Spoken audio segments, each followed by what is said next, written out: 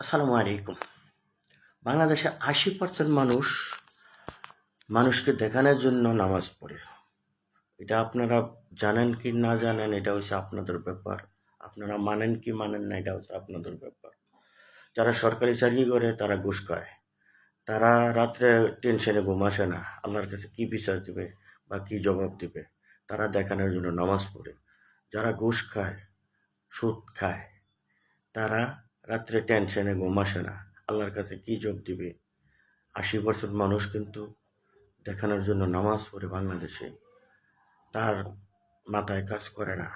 সবাইকে দেখায় আমি ৫ ওয়াক্ত নামাজ পড়ি। তারপরে আসেন বিদেশে যারা নেয়, যারা হুন্ডি ব্যবসা করে, তারাও কিন্তু সব কিন্তু হারামের ব্যবসা করে। ঠিক আছে? তো তারাও কিন্তু রাত্রে ঘুম আসে না। বাড়িঘর বেচ্চা বিদেশ নেয়, নিয়ে আসে আর পরে ৩-৪টা বাড়ি টাড়ি করে লায়। এটাও কিন্তু হারাম ব্যবসা। তেও নামাজ পড়ে মানে আল্লাহকে দেখানো, আল্লাহরে দেখানোর জন্য, মানুষকে দেখানোর জন্য। আল্লাহকে ভয় পায় না। হ্যাঁ, তারপরে ব্যবসার ক্ষেত্রে ১০ টাকার জিনিসটা আপনি ১৫ টাকা বেচতে পারবেন।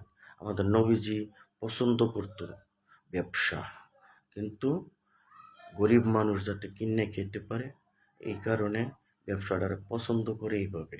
কিন্তু আপনি ১০ টাকার জিনিসটা ৫০০ টাকা বেচলেন, ১০০ টাকা বেচছেন, এটা কিন্তু হালাল না, হারাম। বুঝলেন?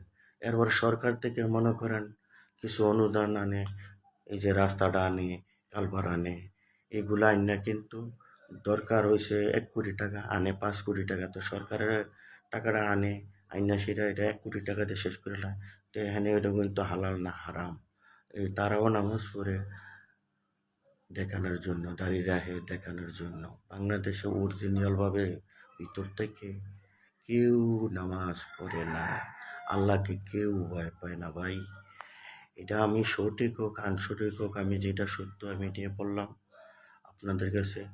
আপনার পাশে কেউ দাঁড়াবে না।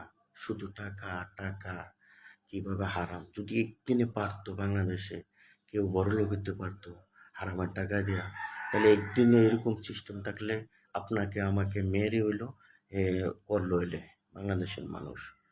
এটা আপনাদের উপরে ইচ্ছা, আপনাদের আমি বুঝাইলাম একে। তো ৮০% মানুষ কিন্তু বাংলাদেশে দেখানোর জন্য, মানুষকে বোকা বানানোর জন্য, এই যে মেম্বার চেয়ারম্যান টাকা ছাড়া কোনো মেল করে?